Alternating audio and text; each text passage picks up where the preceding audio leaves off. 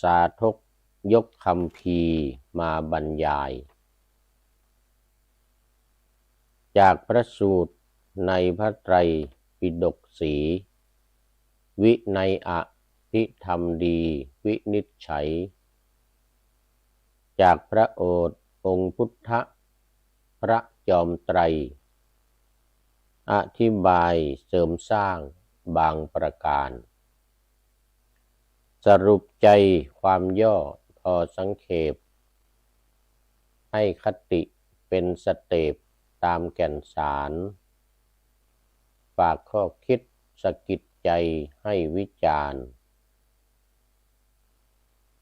เพื่อเกิดความสำราญเบิกบานใจเชิญรับฟังอย่างสนุกสนานนำไปประกอบการงานทั้งหลายให้ประสบความสำเร็จเสร็จสบายปรารถนา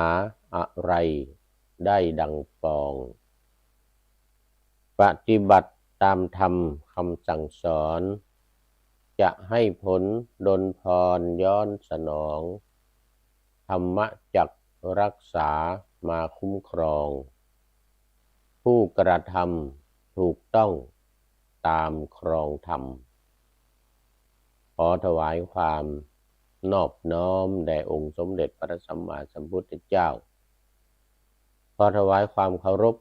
พระมหาเถระพระเถรานุเถระเจ้าคณะพระสังฆาธิการทั่วโลกอันมีพระเดชพระคุณพระธรรมเสนาบดีรองเจ้าคณะภาค7วัดพระธาตุดอยสุเทพเป็นต้นและขออำนวยพรแด่ท่านผู้ฟังสาธุชนพุทธบริษัททั้งหลายวันนี้รายการพระไตรปิฎกลอยฟ้าก็ลอยมาจากประเทศอังกฤษวัดพระสิงห์อังกฤษเขตลันคอนทาวน์ลิเวอร์พูลซิตี้United Kingdom of England เหมือนเดิมคือตอนนี้ผู้พูดกำลังพักผ่อนนอนหนาวอยู่ที่ประเทศอังกฤษแห่งนี้มา2 อาทิตย์กว่าแล้วมาตั้งแต่ก่อนวันมาฆบูชาคือเมื่อวันที่24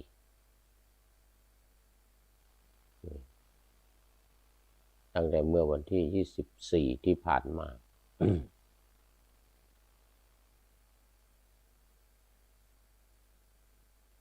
วันนี้ก็เป็นวันที่7มีนาคมพุทธศักราช2567หรือ2024ที่นี่ก็มีท่านพระครูศรีสิงหกิจวิเทศหรือท่านอาจารย์พระมหาธีรศักดิ์ธีรปัญโยเป็นเจ้าอาวาสหรือประธานสงฆ์คณะพระธรรมทูตสายประเทศอังกฤษไอร์แลนด์เวลส์และสกอตแลนด์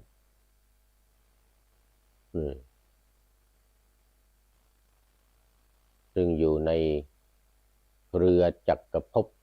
อังกฤษ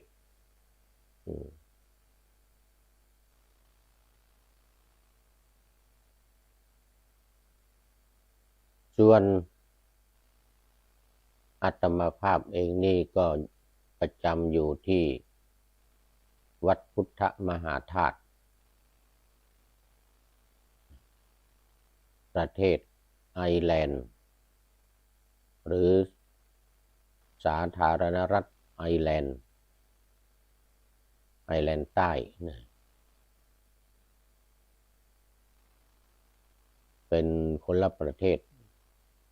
อยู่ในเกาะอยู่ในเกาะใกล้ๆกับประเทศอังกฤษแห่งนี้อยู่ทางด้านทิศตะวันตกเฉียงเหนือ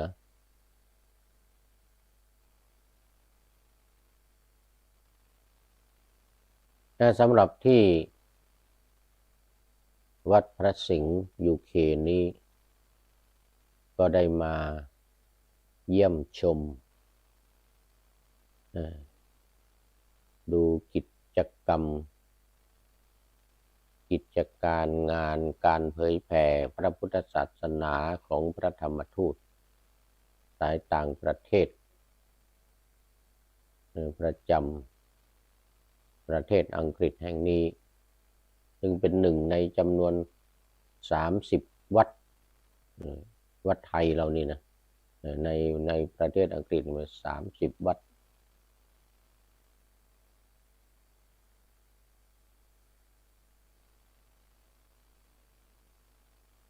กิจกรรมต่าง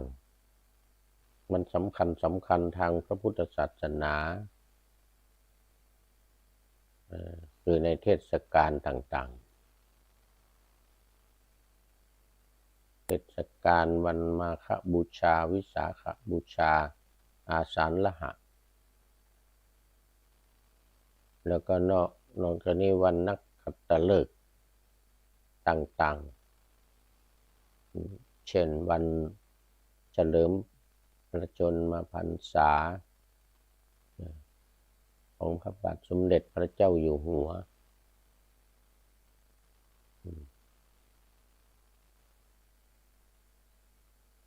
ในวันที่28กรกฎาคม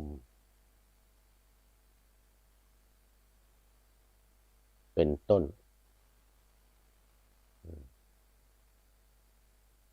ก็เป็นกิจกรรมประจำที่ดำเนินการกันอยู่เป็นประจำนอกจากนี้ก็มีการปฏิบัติธรรมในวัดสายต่างๆไม่ว่าจะเป็นวัดสายวัดมหาธาตุสายวัดสะเกษ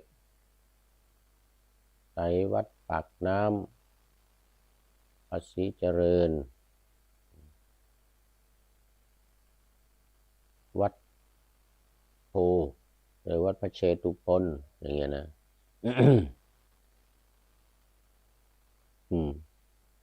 เป็นต้น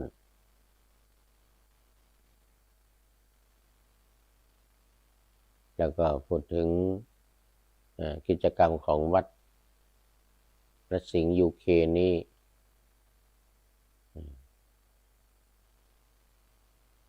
ก็มีการปฏิบัติกรรมฐานเป็นประจำซึ่งท่านพระครูศรีสิงหวิเทศนำปฏิบัติอยู่เป็นประจำ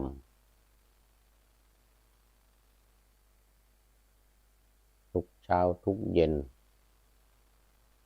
ทุกเทศกาลอย่างเมื่อวันมาฆบูชาที่ผ่านมาก็มี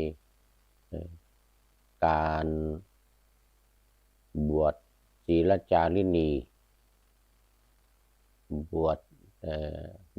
วชชีพราหมณ์3 วัน4 วันแล้วก็ปฏิบัติธรรม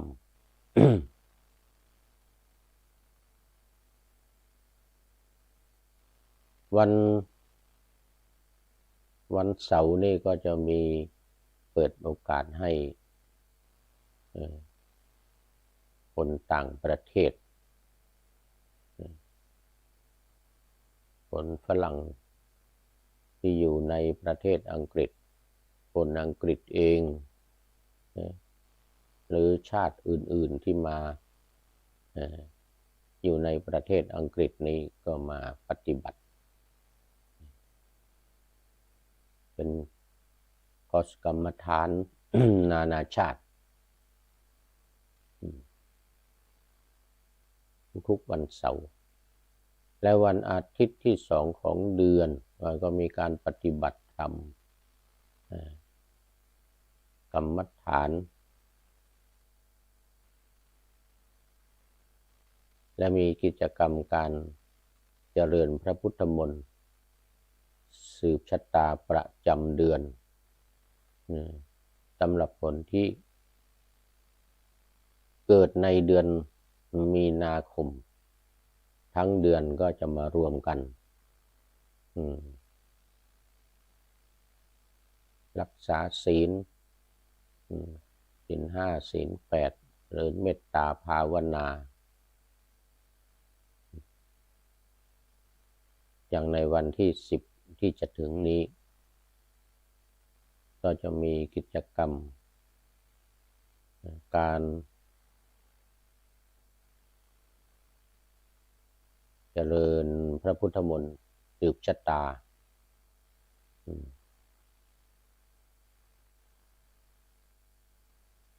การไหว้พระจุดเทียนไหว้พระศิวลีมหาลาภเป็นประจำทุกอาทิตย์ที่2ของเดือน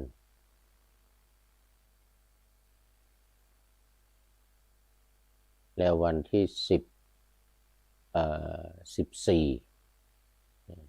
14เมษายนเดือนหน้านี้ก็จะมีกิจกรรมใหญ่ในวันมหาสงกรานต์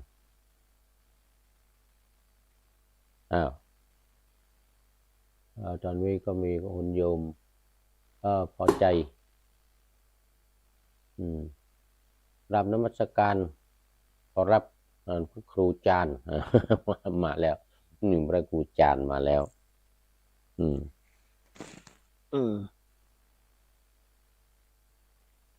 นะนมัสการพระครูจานมาแล้ว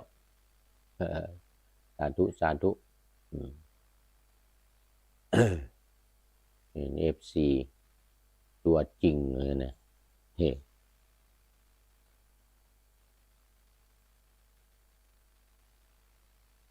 FC ตัวจริงมาแล้ว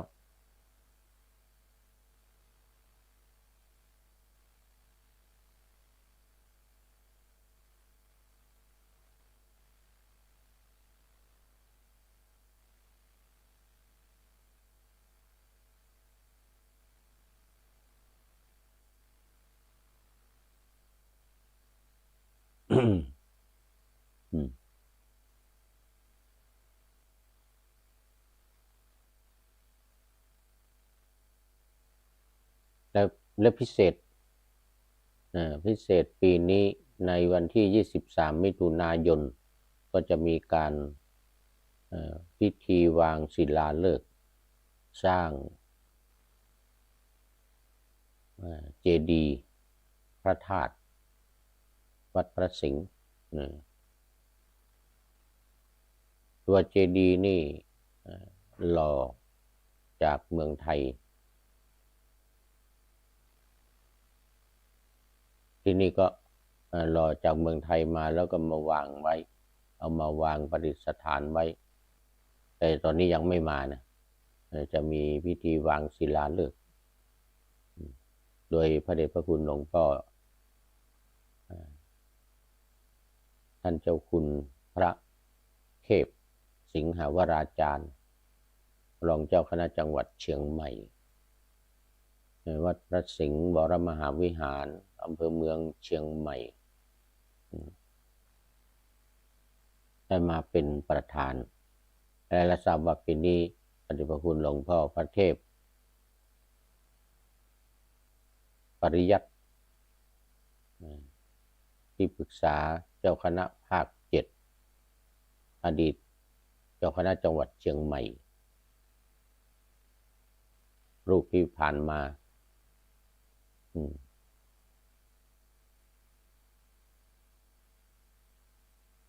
ก็จะมาด้วยมาเป็นประธานร่วมงานในการวางศิลาฤกษ์ฐานพระธาตุแล้วก็วาง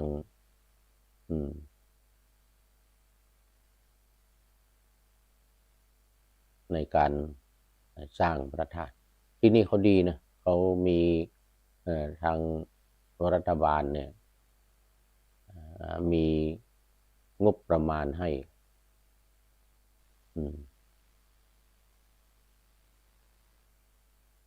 มีงบประมาณให้เห็นว่า40,000ปอนด์นี่นะทางวัดนี่จ่ายอีก50,000 ปอนด์เรา200 ล้านเรา200 ล้านก็เป็นงบประมาณเป็นทุนงบประมาณให้แล้วยกที่ดินให้อีกในการเป็นที่สร้างเจดีย์เนี่ยนะเป็นที่สร้างพระธาตุเข้าท่าอยู่เหมือนกันนี่ตอนกลางคืนนี่รอบวัดติดไฟให้สว่างไสวเป็นไฟของรัฐบาล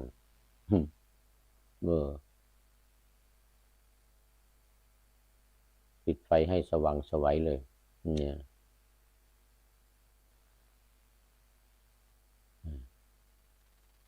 ก็มีญาติโยมแล้วก็มีคนอังกฤษ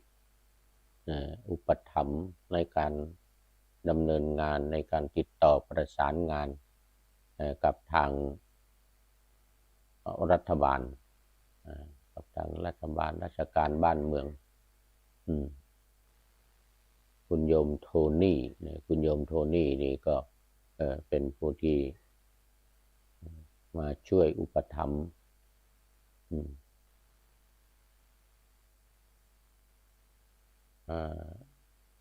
อุปถัมภ์วัดที่นี่ก็มีญาติโยมอีกจำนวนมากทั้งคนไทยทั้งคนจาก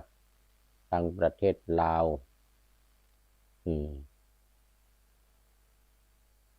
คนอินเดียก็มีมาปฏิบัติธรรมคนอังกฤษ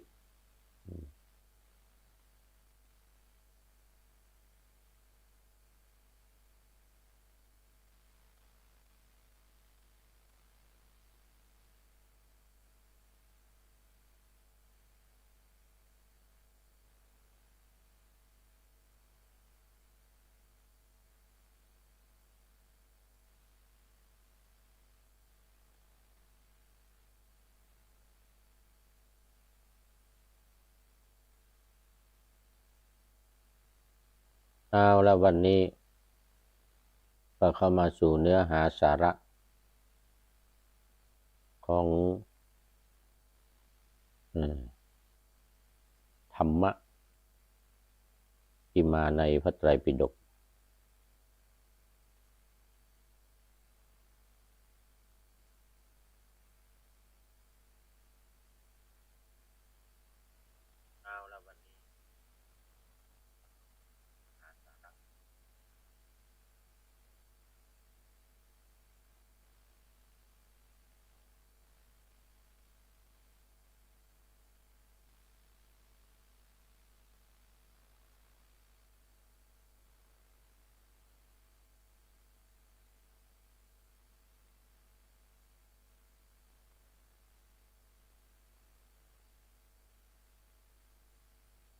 ยังอยู่ในจังกีสูตร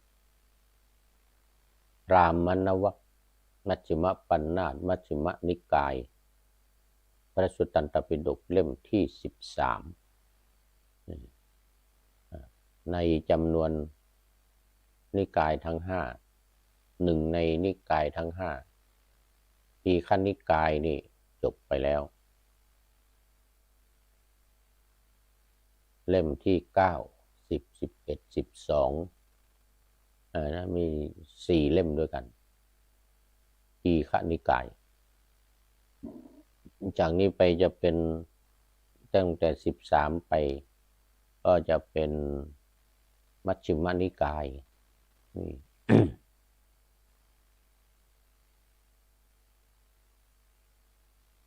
สังยุตตนิกายที่3อังคุตตรนิกายที่4และขุททกนิกายที่5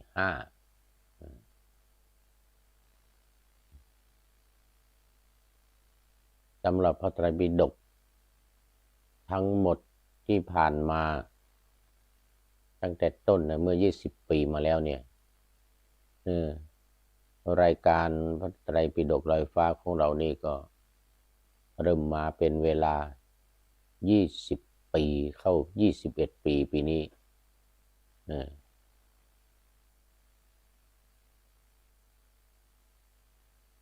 21 ปีละเริ่มมาตั้งแต่ปีพุทธศักราช2546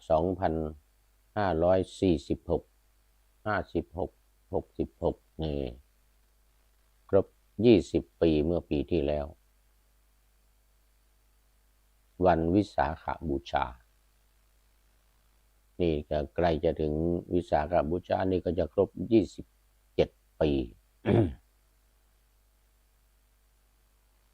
พระวินัยเล่มที่1 ถึง 8นี่ก็จบไปแล้วพระสูตรเข้ามานี่อีก4 เล่ม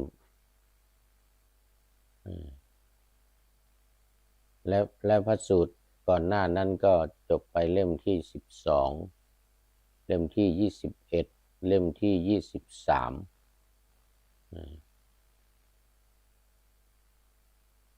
ที่ข้ามไป ที่ข้ามไปก็เพราะว่าไปเลือกเอาสูตรต่างๆที่สำคัญโดยเฉพาะในเล่มที่12เป็นสติปัฏฐานสูตรสติสูตรแล้วก็มหาสติปัฏฐานสูตรมันเป็นเรื่องเกี่ยวกับการปฏิบัติกรรมฐานสมถกรรมฐานวิปัสสนากรรมฐาน ก็เอามาว่าก่อนตกลงที่จบไป14 เล่ม14 เล่มวินัย8 เล่มพระสูตร6 เล่มเล่มที่9 10 11 12แล้วก็ที่21 23แล้วตอนนี้ก็เข้ามาเล่มที่13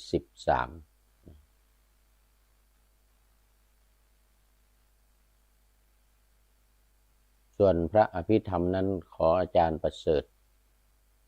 ธีรวงศ์ซึ่งอาจารย์ประเสริฐเขาเป็นอภิธรรมบัณฑิตจบอภิธรรมบัณฑิตนั่นออกอากาศทางวัดฝายหินอย่างเดียวสถานีวิทยุสสว.วัดฝายหินระบบ FM 104.5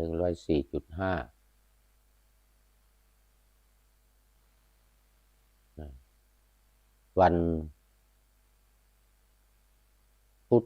วันพฤหัสและวันเสาร์เวลา6 โมงเย็นถึง1 ทุ่ม6 โมงเย็นถึง1 ทุ่มเป็นรายการเดียวกันนี่แหละรายการพระไตรปิฎกลอยฟ้าแต่ว่าเป็นส่วนของพระอภิธรรมซึ่งมีทั้งหมด12 เล่ม เล่มที่34ถึง45ส่วนพระสูตรนี้มี25เล่มเล่มที่9ถึง33มี25เล่มพระวินัย8เล่มก็ทั้งหมด45เล่ม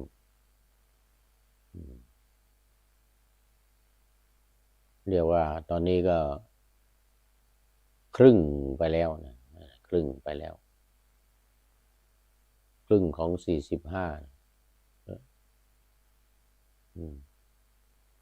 คือ22 23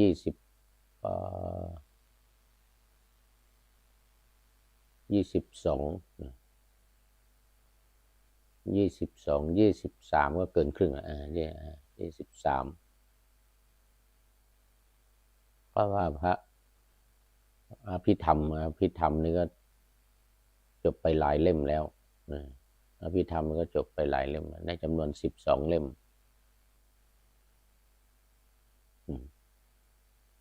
อันนี้ก็เล่มที่13อย่างพราหมณวรรคว่าวรรคที่ว่าด้วยพราหมณ์ซึ่งในที่นี้จะหมายถึงความเป็นพระอรหันต์คำว่าพราหมณ์นี้จะหมายถึงพระอรหันต์เพราะว่าคำว่าพราหมณ์นี้เป็นคำยกย่องสูงสุดในศาสนาเดิมของพระพุทธเจ้าคือศาสนาพราหมณ์หรือศาสนาฮินดูในปัจจุบันศาสนาพราหมณ์หรือศาสนาฮินดู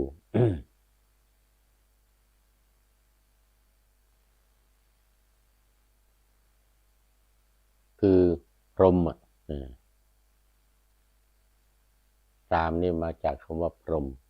พรหมแปลว่าประเสริฐแต่หมายถึงพระพรหมพระผู้สร้างโลกของต้นกำเนิดของศาสนาฮินดูเป็นผู้สร้างหมดเนี่ยทุกสิ่งทุกอย่างในโลกเนี่ยคือพระพรหมแล้วก็มีพระผู้สร้าง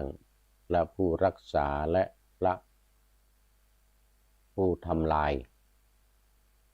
ก็คือพระพรหมพระศิวะเป็นผู้รักษาพระกฤษณะกฤษณะหรือพระนารายณ์เนี่ยนะจะเป็นผู้ทำลายนี่ของศาสนาเดิมพระพุทธเจ้าก็ประสูติมาในศาสนาลัทธิพราหมณ์หรือศาสนาพราหมณ์นี้พอมาตรัสรู้เป็นพระพุทธเจ้าก็เริ่มตั้งวงใหม่ดังแล้วแยกวงพุทธวงศ์วงของพระพุทธศาสนาอันนั้นเป็นพราหมณวงศ์ศาสนาฮินดูเป็นพราหมณวงศ์แล้วก็แยกออกจากพราหมณวงศ์เนี่ยมาเป็นพุทธวงศ์เป็นพระพุทธศาสนาที่มีคำกล่าวว่าพระพุทธเจ้าเนี่ยเกิดจากศาสนาฮินดูแต่ว่ามาตายในศาสนาพุทธตายในขณะที่เป็นพระพุทธศาสนาดังนั้นพระไตรปิฎกทั้งหมด45เล่มในจำนวน 84,000 ข้อเนี่ยนะธรรมะ 84,000 ข้อ 84,000 พระธรรมขันธ์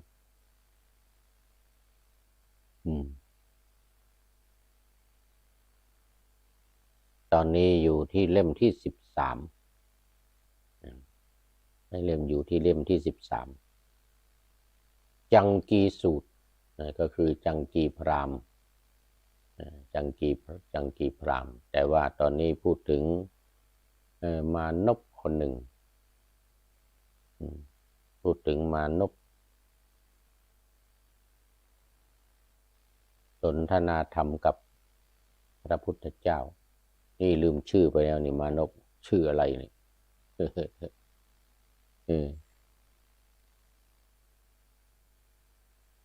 เนี่ยในจังกีสูตรเนี่ยนะ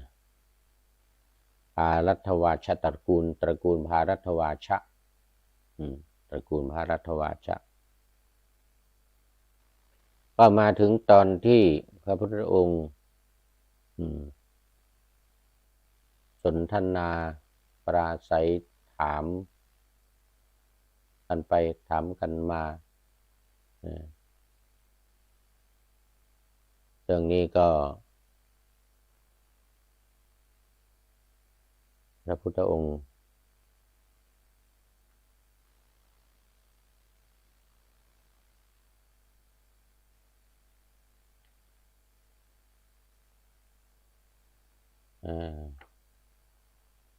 อยู่ที่แคว้นโกศลนี่นะ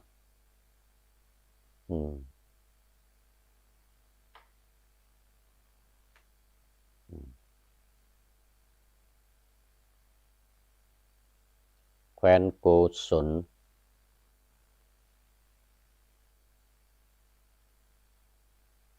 บ้านพราหมณ์ชื่อโอปาสาทะบ้านพราหมณ์ชื่อโอปาสาทะประทับอยู่หน้าป่าไม้สาระชื่อเทพวันทางด้านทิศเหนือแห่งบ้านพราหมณ์ชื่อโอปาสาทะก็จังกีพราหมณ์นี่ก็เป็นอยู่ในหมู่บ้านที่เป็นพรหมไทยคือหมู่บ้านที่ให้แก่บุคคลผู้ประเสริฐจังกีพราหมณ์นี่เป็นผู้ประเสริฐเป็นรางวัลที่ประกอบด้วยอำนาจเต็มเหนือบ้านนั้นว่างั้นนะได้รับพระราชทานจากเจ้าเมืองพระเจ้าประเสนที่โกศลแห่งแคว้นโกศล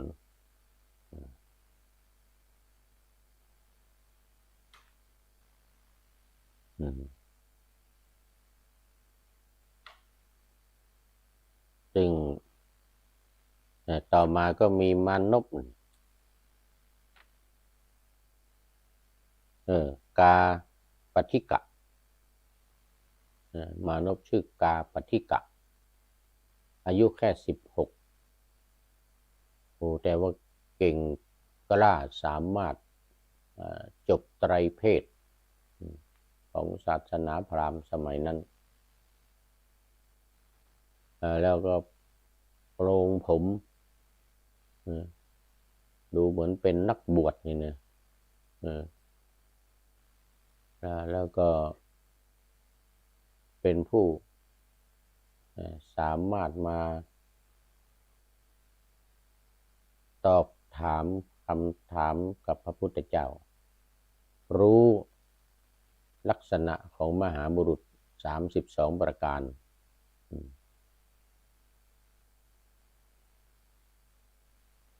ทีนี้พอมาสนทนากับพระพุทธเจ้ากราบทูลถามคำถามอะไรต่างๆตอนนี้มาถึงตอนที่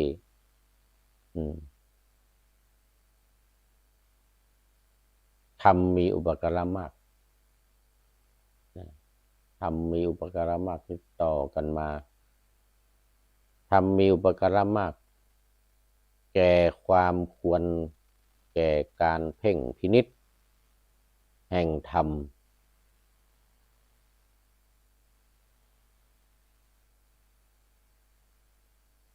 คืออะไรที่กาปฏิกะถามพระพุทธองค์ถามว่าธรรมนี่มันเป็น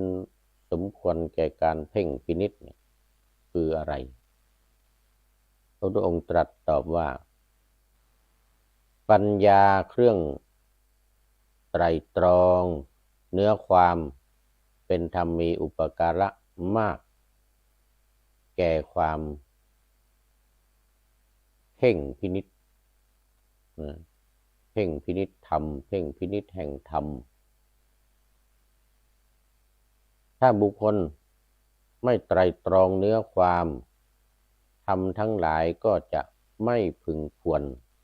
แก่การเพ่งพินิจแต่เพราะเขาใคร่ครวญไตร่ตรองเนื้อความธรรมทั้งหลายจึงควรแก่การเพ่งพินิจฉะนั้นปัญญาเรื่องใคร่ครวญไตร่ตรองเนื้อความจึงเป็นอุปการะมากแก่ความควรแก่การเพ่งพินิจธรรมการเพ่งพินิจแห่งธรรมการเพ่งพินิจนี่ก็หมายถึงการพิจารณาโดยละเอียดเขาเรียกว่ามีจิตฝักใฝ่ไตร่ตรองในเนื้อหาสาระต่างๆของพระธรรมธรรมมีอุปการะมากแก่ปัญญาเรื่องไตร่ตรองเนื้อความเป็นอย่างไรอันนี้ก็มานพ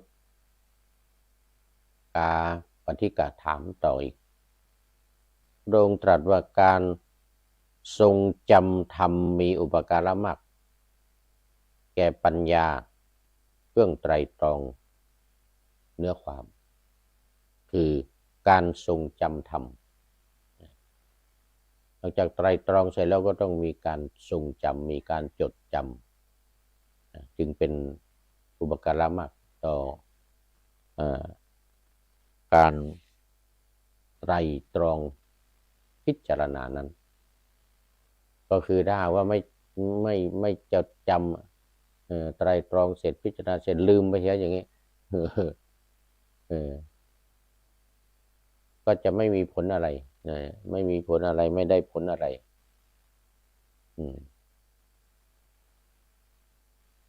แต่เพราะเขาทรงจำทำไว้ได้จึงไตร่ตรองเนื้อความได้ถ้าจำไม่ได้ก็ไม่สามารถที่จะไตร่ตรองพิจารณาได้เหมือนกันในส่วนนี้เราเรียกกันว่า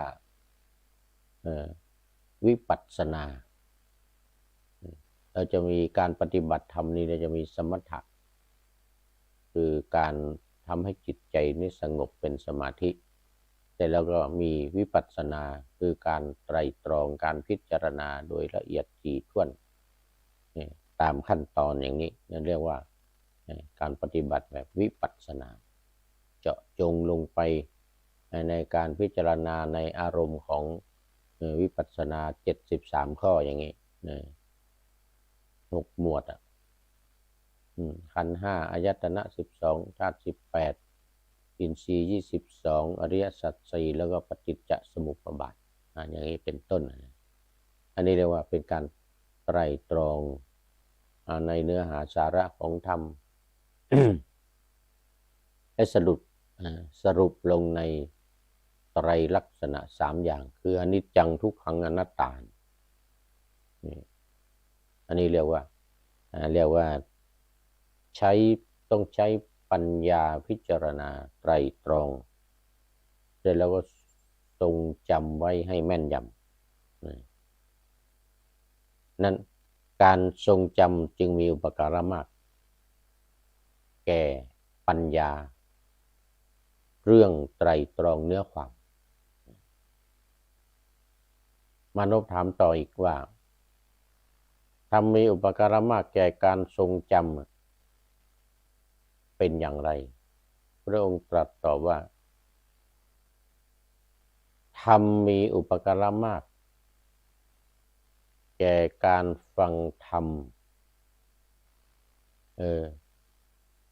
การฟังธรรมมีอุปการะมากต่อการทรงจำนี่การฟังธรรมนี่ก็อยู่ในหนึ่งในบุญกิริยาวัตถุทั้ง10คือธรรมัสสวนามัยธรรมเทศนามัยเป็นข้อที่ ข้อที่9ธรรมัสสวนามัยเป็นข้อที่9คือการฟังธรรมแล้วก็การฟังนี่ก็เป็นหัวใจของการ